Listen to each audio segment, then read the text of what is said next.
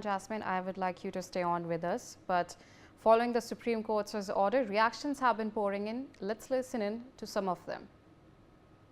शुक्रिया, ये बहुत अच्छा फैसला है और सरकार की साजिश और सरकार की मंशा पर माननीय उच्चतम न्यायालय ने बड़े पैमाने पर रोक लगा दी है, अंकुश लगा दी है। तो पूरे देश में अपनी ज़मीनें दान करने वाले लोग, धार्मिक कामों के लिए, सामाजिक कामों के लिए, जिनको ये डर था कि सरकार उनकी ज़मीनें लूटने की कोशिश करेगी, फौरी तौर पर उनको बहुत बड़ी राहत मिली। 5 साल का भी जिक्र किया है सुप्रीम कोर्ट ने कि इस्लाम का अनुयायी होना जरूरी नहीं है।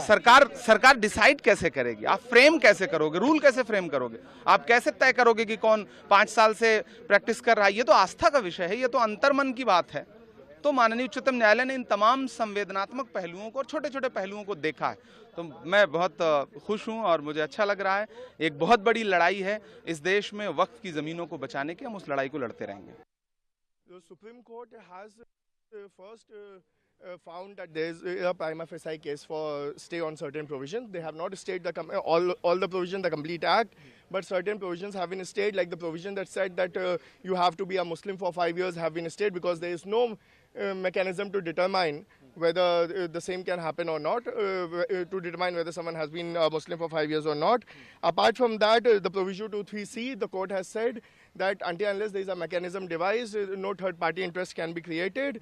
Nothing can be, the people cannot be dispossessed of their Waqf properties. As far as non-Muslim members are concerned, the court has said that in the Waqf board it cannot be more than 3 and not more than 4 in the section 9. And on the registration, the court has apparently extended the time limit, but has not. हमारी बात मान ली गई है। देखिए, वक्फ by user पे हमारी बात मान ली गई है। इसके साथ साथ जो है प्रोटेक्टेड मॉन्यूमेंट के ऊपर भी हमारी बात मान ली गई है कि कोई थर्ड पार्टी क्लेम नहीं होगा, ये बात मान ली गई है। 5 साल की जो कैद लगाई गई थी वो हटा दी गई है और इसके साथ साथ जो है उम्मीद पोर्टल को डेट को एक्सटेंड करने की बात कही गई है। और वक्फ बाय यूज़र के ऊपर भी हमारा जो वो था कि इसको इस तरह से आर्बिट्री ख़त्म नहीं होना चाहिए, वो बात मान ली गई है। सरकार जो क्लेम करती थी कि हमारी प्रॉपर्टी है तो वक्फ बोर्ड नहीं तय करेगा, ट्रिब्यूनल नहीं तय करेगा, वो बात ख़त्म हो गई है। तो मेरा कहना ये है कि बाय एंड लार्ज बहुत सारी बातें हमारी स्वीकार कर ली गई है। तो हम समझते हैं कि बड़ी हद तक सेटिस्फैक्ट्री है।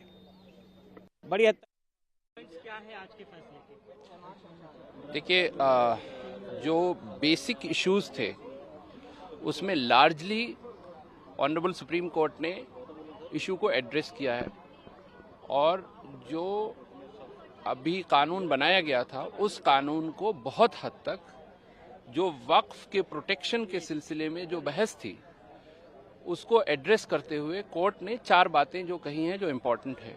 एक तो ये है, क्योंकि संख्या बल आपके पास है, आप कैसे डिसाइड करोगे कि कलेक्टर अब सारी चीजों का निस्तारण करेगा? देश में लोकतंत्र है, कलेक्टर के पास वैसे ही लाखों संपत्तियां ऐसी हैं जो विवादित दूसरे विभागों की पड़ी हुई हैं। आप उल्टा वक्फ की जमीनों को भी कलेक्टर को सौंप करके उसे लूटना चाहते हो। ये जो पूरी मंशा थी, उस पूरी मंशा पे सरकार ने रोक लगाई। हाँ, मैं यहाँ पर ये समझना चाहूँगा कि जिस तरह से solicitor general Tushar Mehta supreme court में कह रहे थे कि एक शार्प राइज बहुत तेजी से वक्फ की प्रॉपर्टी 2003 के 13 के बाद बढ़ी है। आपने उनसे बात की? हाँ, अब क्या कह रहे हैं? हाँ, तो इस पर आपके क्या, जी बिल्कुल, इस पर आपके क्या विचार हैं सर? क्योंकि अब जब सुप्रीम कोर्ट का फैसला आ चुका है वक्फ बोर्ड सरकार जो है वो पहले दिन से, जिस दिन से कानून बनाने की कोशिश शुरू की सरकार ने, उस दिन से कुतर्क कर रही है। आप इसे कुतर्क के रूप में देखते हैं। इमरान सर, मेरा आखिरी क्वेश्चन आपसे ये है कि जो नॉन मुस्लिम्स की बात सुप्रीम कोर्ट ने की है और जो सीईओ चीफ एग्जीक्यूटिव ऑफिसर को कहा है कि कोशिश करें, तो क्या आपको लगता है कि जजमेंट आ जाए? जजमेंट पढ़ने के बाद बहुत सारे बिंदु हैं जिसपे हम विस्तार से बात कर पाएंगे। आंशिक तौर पर ये अंतिम तो नहीं, लेकिन अंतरिम बहुत बड़ी राहत। हाँ, तो ये इमरान प्रतापगढ़ी से बहुत बड़ी राहत मानते हैं। हालांकि कुछ चीज़ें अभी और क्लियर होनी है। जब डिटेल जजमेंट सुप्रीम कोर्ट का आएगा तब चीज़ें विस्तार से क्लियर होंगी कि एग्जैक्टली सुप्रीम कोर्ट ने अलग अलग प्रोविजंस में क्या कहा है। फिलहाल जो इम्पोर्टेंट है वो ये है कि पूरे वक्फ कानून पर रोक नहीं है। तो एक तरह से ये केंद्र सरकार को राहत है, क्योंकि केंद्र सरकार की मिनिस्ट्री ऑफ माइनॉरिटी अफेयर्स ने एक हलफनामा दाखिल किया था सुप्रीम कोर्ट में, लगभग 1300 शब्दों का ये था और उसमें उन्होंने कहा था कि पूरा कानून जब दोनों